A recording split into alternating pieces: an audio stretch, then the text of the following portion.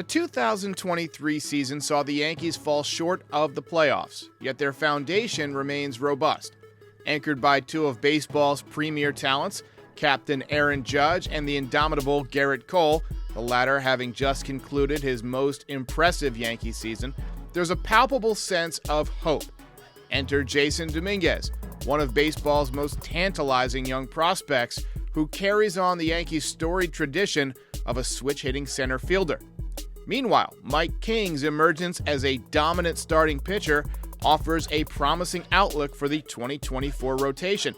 And despite Carlos Rodon's season being marred by injuries, his moments of brilliance in September signal a potential turnaround. And at the very least, he should be a solid number 3. Austin Wells' cameo in September hinted at immense power, offering a promising left-handed bat and surprisingly strong arm behind the plate. And not to be overlooked, Oswald Peraza and Estevan Florial have generated considerable buzz, hinting at their impending ascent as they hone their skills further.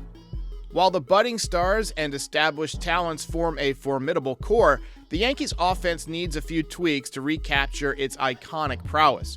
And as the timeless baseball adage proclaims, you can never have too much pitching. With this ideal blend of the upcoming and established talents, judicious augmentations to the roster might very well catapult them into pennant contention. Here's a list of potential offseason acquisitions that the Yankees could consider. They won't get all of these guys, but landing at least 2 of them could be the key to a triumphant season in 2024. This is 7 offseason targets for the New York Yankees.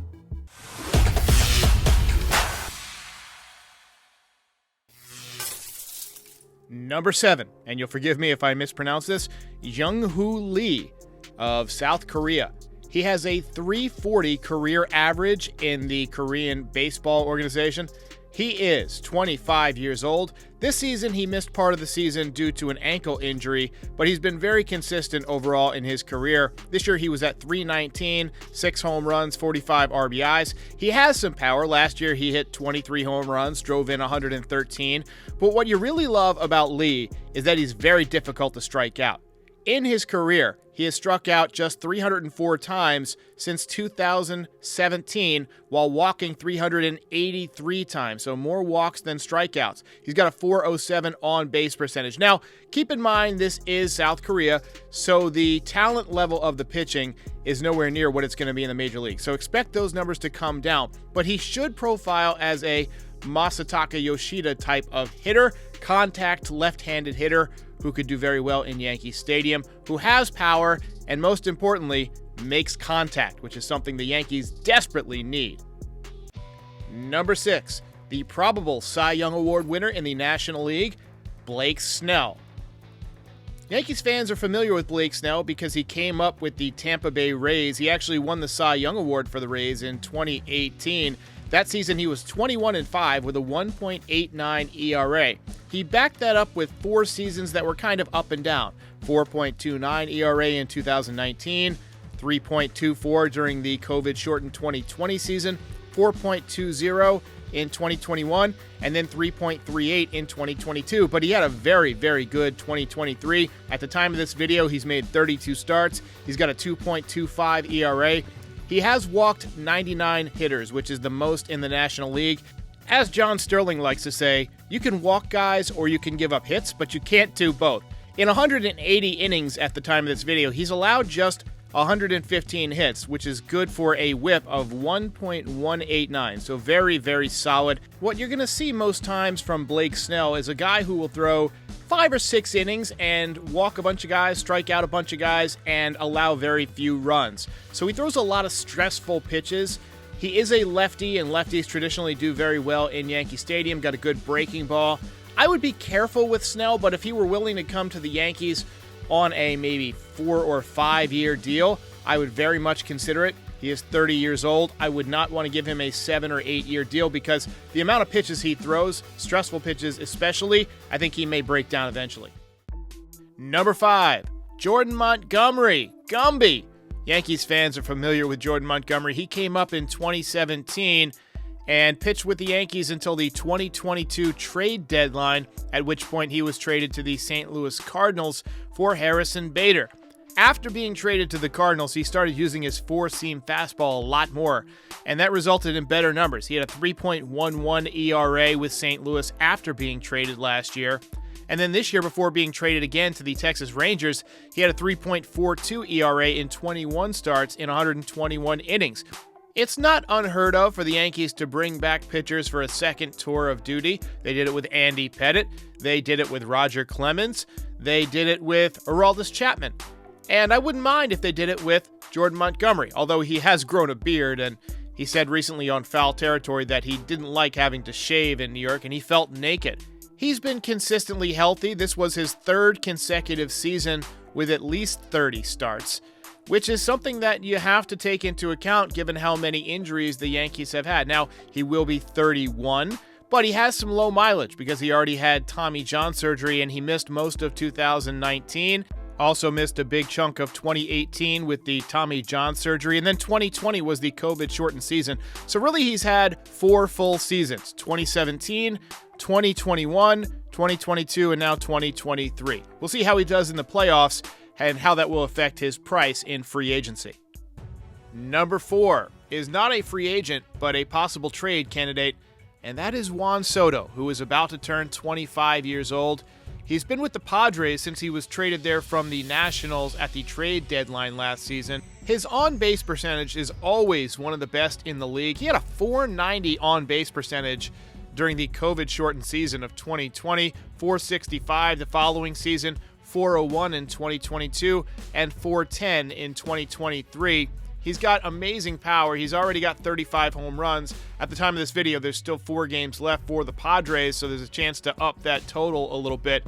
But he would be an absolute monster in Yankee Stadium. Now, he won't be cheap to trade for. You're going to have to pretty much empty out the farm, and that's not something that I think a lot of Yankees fans want to do. However, if you empty out the farm, let's say you trade Spencer Jones, who's the number 1 Yankees prospect, maybe one of the top catching prospects like Ben Rice or Agustin Ramirez, maybe 1 or 2 of the pitchers, then maybe you could land Juan Soto. But it's only going to be 1 year until he's a free agent, and he's got Scott Boras as a agent, so he wants to test free agency. I think he's going to get a $500+ million contract. Not sure the Yankees want to hand that out, but would it be worth it to unload the farm for a full year of Juan Soto? It's tough to say. Depends on what else you do this offseason, but I would love to see him in pinstripes. That is for sure. Number 3 is a guy whom Brian Cashman watched throw his second no-hitter of the 2023 season, Yoshinobu Yamamoto. He is considered by many to be one of the best pitchers, if not the best pitcher, ever to come out of Japan. We've seen some success from Japanese pitchers in recent years. Masahiro Tanaka obviously did well for the Yankees. Kodai Senga had a good year for the Mets. He's got a great curveball. He's got a great split-fingered fastball. He can run it up there in the mid-90s. But also, he has amazing command of the baseball. So far in 2023, 164 innings, just 26 walks to go along with 165 strikeouts. So that's a ratio of 6.35 strikeouts for every walk that he allows. His whip, or walks and hits per innings pitched, is 0.86, so he allows less than a base runner per 9. He is an outstanding pitcher, and don't be shocked if he gets the biggest contract ever of any international free agent. I would expect, somewhere around $185 to $200 million without ever having thrown a pitch in the major leagues. I don't know if the Yankees are going to go that high, but the fact that Brian Cashman was in Japan when he threw a no-hitter seems to be a serious indication that they're interested.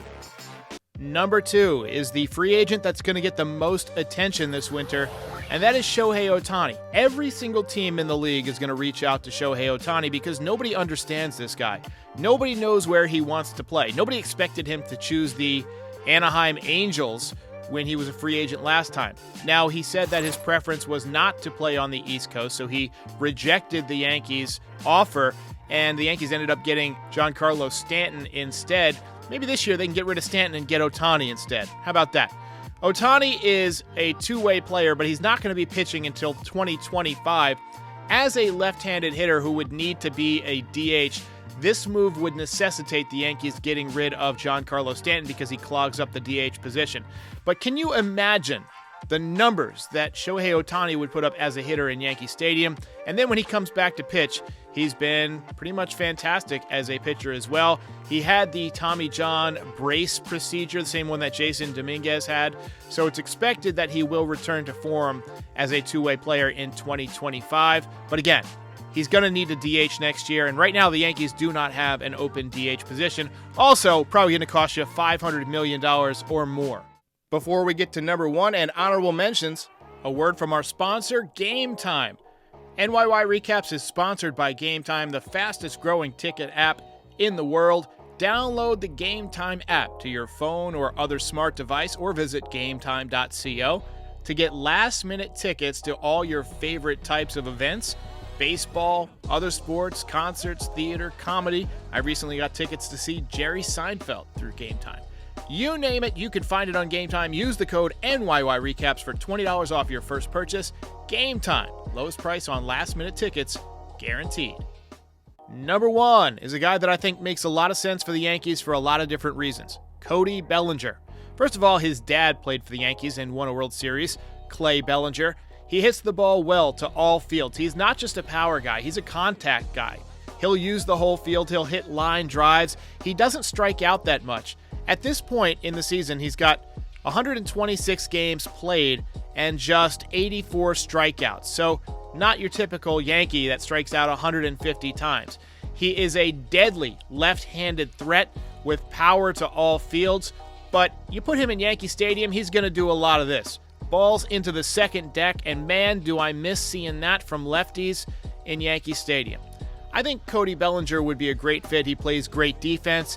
He's got 20 stolen bases. He's very athletic. He's still just 27 years old. Now, Scott Boras is his agent, so he is going to necessitate a massive contract, probably 7 or 8 years. But was the Yankees season bad enough? Was their offense pathetic enough that Hal Steinbrenner's willing to go out there and write a massive check, or a couple of massive checks?